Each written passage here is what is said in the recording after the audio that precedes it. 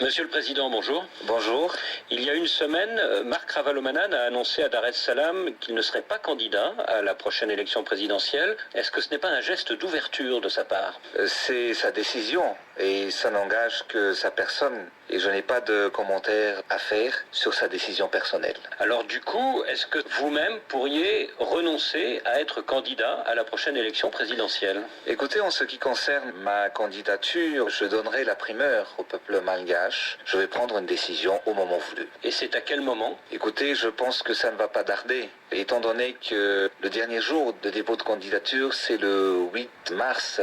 Donc, c'est à ce moment-là que nous allons prendre une décision, peut-être avant. Et pourquoi hésitez-vous? Écoutez, il y a deux contextes, justement. Il y a sur le plan national et le plan international. Sur le plan national, étant donné que 70% de la population ont moins de 30 ans, le peuple malgache a besoin d'une personnalité patriote. Sur le contexte international, c'est autre chose. Parce que, effectivement, il y a la SADC qui essaye de me convaincre, justement, à renoncer pour les prochaines élections présidentielles. Alors vous hésitez, mais il y a 2 ans et demi, vous aviez dit publiquement que si Marc Ravalomanan n'était pas candidat, vous ne le seriez pas non plus. Écoutez, en politique, c'est toujours en mouvement. C'est-à-dire, c'est pas du tout statique, mais ça évolue selon le temps.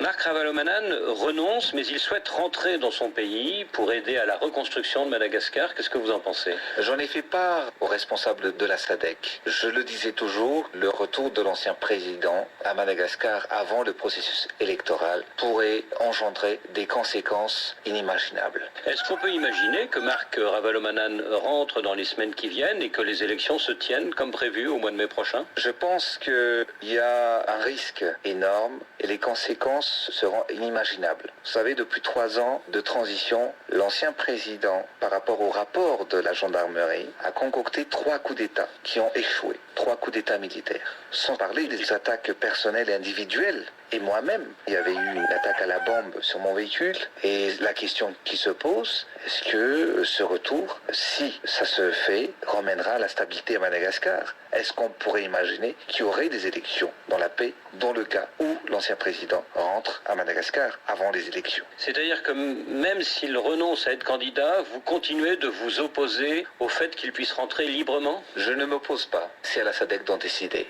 Est-ce que ça veut dire que pour l'instant, s'il rentre, il est toujours menacé d'être arrêté? Écoutez, la justice est indépendante et l'ancien président aujourd'hui a été condamné par la justice malgache. En fait, vous n'avez pas confiance dans sa parole quand il dit que s'il rentre, il ne se présentera pas?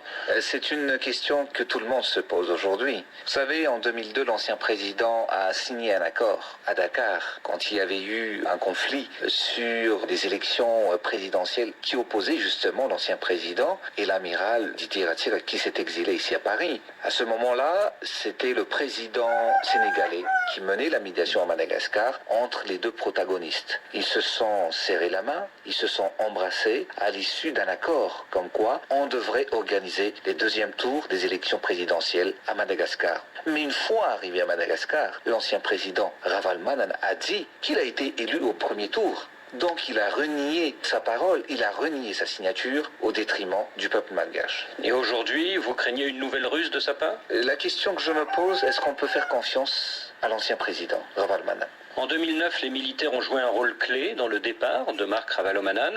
Est-ce que ce ne sont pas surtout eux qui refusent son retour et qui font pression sur vous-même pour qu'il ne rentre pas? Écoutez, nous on veut que la paix et la stabilité règnent à Madagascar. Et il est de mon devoir, justement, de garantir un processus électoral dans la sérénité. Est-ce que quelque part vous n'avez pas peur de la popularité de Marc Ravalomanan?